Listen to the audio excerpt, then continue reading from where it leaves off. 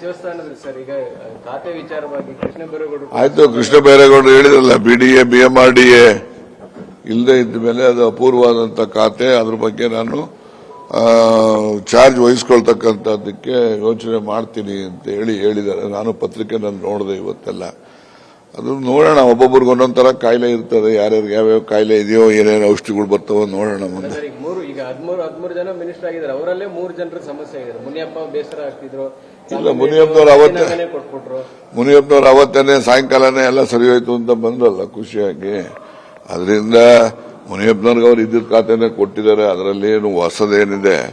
ಅವರೇನೋ social welfare ಕೇಳಿದ್ರು ಅಂತ ಕಾಣಿಸುತ್ತೆ, ಇನ್ನೊಂದು ಅಡಿಷನಲ್ ಆಗಿ ಕೊಟ್ಟಿರ್ಲಿಕ್ಕಿಲ್ಲ ಅಂತ ನಾನು ಊಹೆ ಅಷ್ಟೇ, ಯಾರು ಹೇಳಿದಂತದ್ದಲ್ಲ.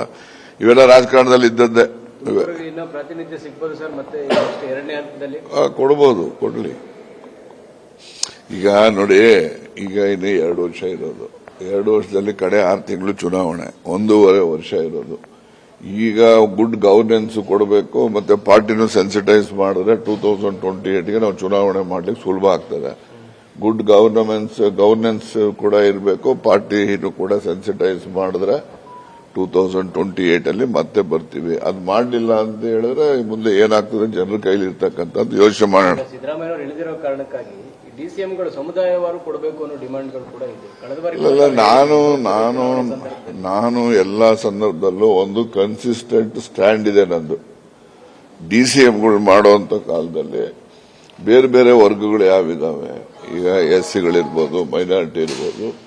ಈಗ ಇವರು ಮೇಜರ್ ಕಮ್ಯುನಿಟಿಗಳಿಂದ ಒಂದು ಬ್ಯಾಕೋ ಕ್ಲಾಸ್, ಈಗೆಲ್ಲ ಶೆಡ್ಯೂಲ್ ಕಾಸ್ಟ್ ಕೊಟ್ಟಿದ್ದಾರೆ. ಒಂದು ಬ್ಯಾಕೋ ಕ್ಲಾಸಸ್ಗೆ, ಒಂದು ಶೆಡ್ಯೂಲ್ ಕಾಸ್ಟ್ಗೆ, ಒಂದು ಮೈನಾರಿಟಿಗೆ ಕೊಡಬೇಕು ಅನ್ನೋದು ಮೊದಲಿಂದನೂ ವಾದ ಇದೆ. ಇವತ್ತು ಆ ವಾದಕ್ಕೆ ನಾನು ಬದ್ಧ ಇದೆ. ನಾನು ಇಲ್ವೇ ಇಲ್ವಲ್ಲ, ನಾನು ರೇಸಲ್ಲೂ ಇಲ್ಲ, ನಾನು ಕೇಳೂ ಇಲ್ಲಲ್ಲ. ಸಚಿವ ಸ್ಥಾನದಲ್ಲಿ ಸರ್ ಈಗ ಖಾತೆ ವಿಚಾರವಾಗಿ ಕೃಷ್ಣ ಬೈರೇಗೌಡರು ಆಯ್ತು. ಕೃಷ್ಣ ಬೈರೇಗೌಡರು ಹೇಳಿದ್ರಲ್ಲ, BDA BMRDA ಇಲ್ಲದೆ ಇದ್ದ ಮೇಲೆ ಅದು ಅಪೂರ್ವವಾದಂತ ಖಾತೆ, ಅದ್ರ ಬಗ್ಗೆ ನಾನು ಚಾರ್ಜ್ ವಹಿಸ್ಕೊಳ್ತಕ್ಕಂಥದ್ದಕ್ಕೆ ಯೋಚನೆ ಮಾಡ್ತೀನಿ ಅಂತ ಹೇಳಿದ್ದಾರೆ. ನಾನು ಪತ್ರಿಕೆ ನಾನು ನೋಡಿದೆ ಇವತ್ತೆಲ್ಲ. ಅದು ನೋಡೋಣ, ಒಬ್ಬೊಬ್ರಿಗೆ ಒಂದೊಂದರ ಕಾಯಿಲೆ ಇರ್ತದೆ, ಯಾರ್ಯಾರಿಗೆ ಯಾವ್ಯಾವ ಕಾಯಿಲೆ ಇದೆಯೋ, ಏನೇನು ಔಷಧಿಗಳು ಬರ್ತಾವೋ ನೋಡೋಣ ಮುಂದೆ. ಈಗ 13 ಜನ ಮಿನಿಸ್ಟರ್ ಆಗಿದ್ದಾರೆ, ಅವರಲ್ಲೇ 3 ಜನರ ಸಮಸ್ಯೆ ಆಗಿದೆ. ಮುನಿಯಪ್ಪ ಬೇಸರ ಆಗ್ತಿದ್ರು, ಇಲ್ಲ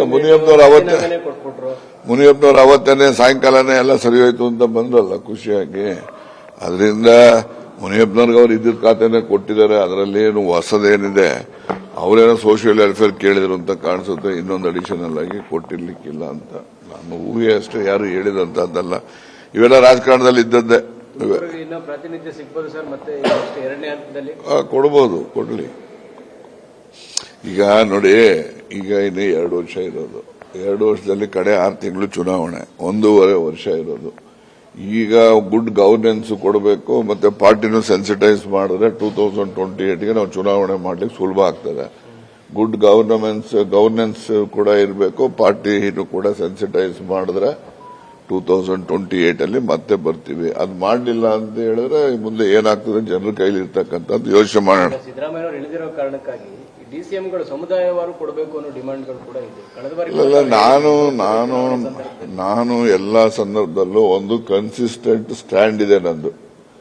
ಡಿಸಿಎಂಗಳು ಮಾಡುವಂತ ಕಾಲದಲ್ಲಿ ಬೇರೆ ಬೇರೆ ವರ್ಗಗಳು ಯಾವಿದಾವೆ, ಈಗ SCಗಳಿರ್ಬೋದು, ಮೈನಾರಿಟಿ ಇರ್ಬೋದು. ಈಗ ಇವರು ಮೇಜರ್ ಕಮ್ಯುನಿಟಿಗಳಿಂದ ಒಂದು ಬ್ಯಾಕೋ ಕ್ಲಾಸ್, ಈಗೆಲ್ಲ ಶೆಡ್ಯೂಲ್ ಕಾಸ್ಟ್ ಕೊಟ್ಟಿದ್ದಾರೆ. ಒಂದು ಬ್ಯಾಕೋ ಕ್ಲಾಸಸ್ಗೆ, ಒಂದು ಶೆಡ್ಯೂಲ್ ಕಾಸ್ಟ್ಗೆ, ಒಂದು ಮೈನಾರಿಟಿಗೆ ಕೊಡಬೇಕು ಅನ್ನೋದು ಮೊದಲಿಂದನೂ ವಾದ ಇದೆ. ಇವತ್ತು ಆ ವಾದಕ್ಕೆ ನಾನು ಬದ್ಧ ಇದೆ. ನಾನು ಇಲ್ವೇ ಇಲ್ವಲ್ಲ, ನಾನು ರೇಸಲ್ಲೂ ಇಲ್ಲ, ನಾನು ಕೇಳೂ ಇಲ್ಲಲ್ಲ.